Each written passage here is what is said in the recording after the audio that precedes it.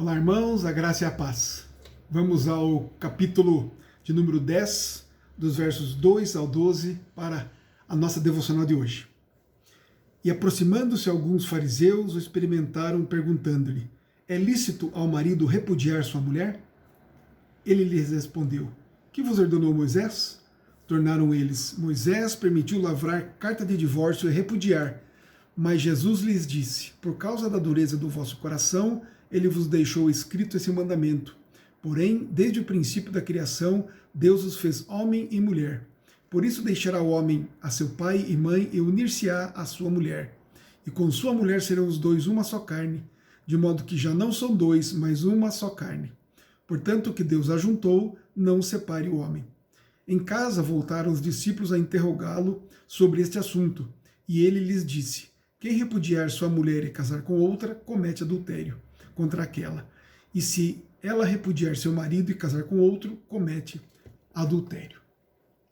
Bom, queridos, esse assunto é bastante difícil, intrigante, mas especialmente aqui neste ponto do ministério de Jesus, os fariseus eles não estavam interessados em aprender sobre o casamento, sobre o divórcio, e sim em pegar Jesus em alguma falha e entregá-lo para ser morto, como Herodes fez com João Batista, por causa da posição que João Batista tinha a respeito do casamento e do divórcio do próprio Herodes, né? Também Jesus respondeu para eles não o que eles queriam ouvir, mas apresentou para eles a real interpretação da lei. Também Jesus ensina, em primeiro lugar aqui, sobre a inviolabilidade do casamento. Não é? Ou seja, o casamento, aos olhos de Deus, ele é inviolável. Então nós vemos aqui nesse texto que, em primeiro lugar, Jesus ensina que o casamento é entre um homem e uma mulher. Deixará, pois, o homem e se unirá à sua mulher. Então, quando se trata de casamento, de união matrimonial, é entre um homem e uma mulher. Não é entre duas mulheres, entre dois homens, de forma alguma. Isto aqui é muito claro nas Escrituras. Básico, simples, fácil de entender. Em segundo lugar, a palavra unir-se aqui, ela significa grudar-se. Ou seja, mostra aqui então a força e a ênfase que é dada ao elo do matrimônio. Gruda, né, de tal forma que não se separa mais. Não é? Esse é o princípio estabelecido aqui na união, na formação do casal, na formação da família, na união de um homem e de uma mulher.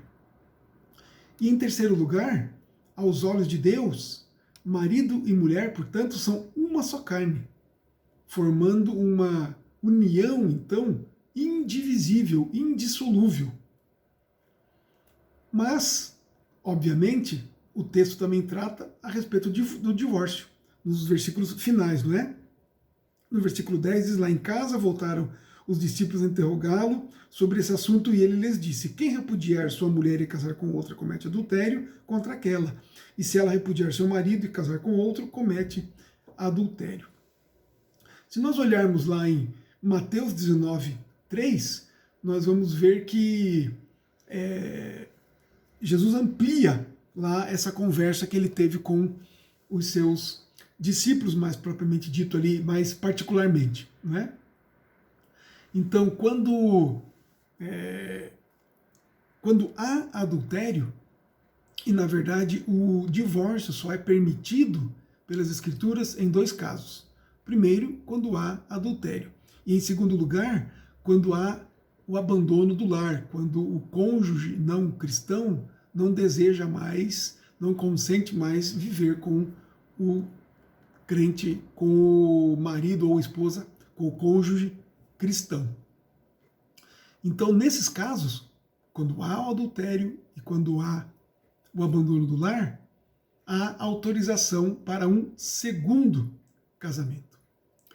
Portanto, fora fora dessas duas possibilidades, dessas duas questões, desses dois fatos, não há autorização para o divórcio. Não é? Divórcios, portanto, por outros motivos, não têm autorização de Deus, da Bíblia, para se casar novamente. É o que Jesus vai dizer aqui nesses versos 10 ao 12. Quem se casa com um divorciado, nessa situação, ou seja, quando o divórcio foi por qualquer outro motivo, por motivos até banais, e Jesus fala que pela dureza do vosso coração foi que Moisés permitiu dar carta de divórcio. Então, quando alguém se divorcia por qualquer motivo, ele está desrespeitando a lei, está indo contra a palavra de Deus. De quando, portanto? Então, por isso ele não tem autorização para se casar novamente. Né? Porque se ele fizer isso, ele está cometendo adultério. É alguém ainda considerado pelos olhos de Deus, alguém casado ainda. Não é? E se ele se casa com outra pessoa que também se divorciou pelo mesmo motivo, ou seja, motivos fúteis, também comete adultério e, portanto, é pecado. Então, que o Senhor nos livre disso. Que o Senhor nos dê da sua graça para que, em primeiro lugar, não sejamos duros de coração, que saibamos e que tenhamos sabedoria e graça de Deus e amemos o nosso cônjuge a ponto de termos o coração não endurecido, mas sim coração cheio de graça, cheio de amor, cheio dos princípios do Senhor, da palavra de Deus, e assim vivamos e procuremos manter, pela graça de Deus, o matrimônio. E mesmo quando há o adultério, não é?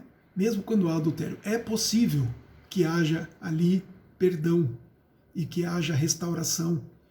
Então, o ensino da palavra de Deus sempre vai nesta linha do amor, do perdão, da reconciliação. Mas, se isso não for possível, quando há o adultério, portanto, há a permissão da palavra de Deus para o divórcio e para um segundo casamento. Mas, como disse há pouco, que o Senhor nos livre disso, que Ele nos dê da sua graça para mantermos a união que Ele mesmo fez e que nos comprometemos diante dEle em manter e seguir adiante. Tudo isso para obediência ao Senhor e para a glória do nosso Deus. Que seja assim, então, em nome de Jesus. Amém.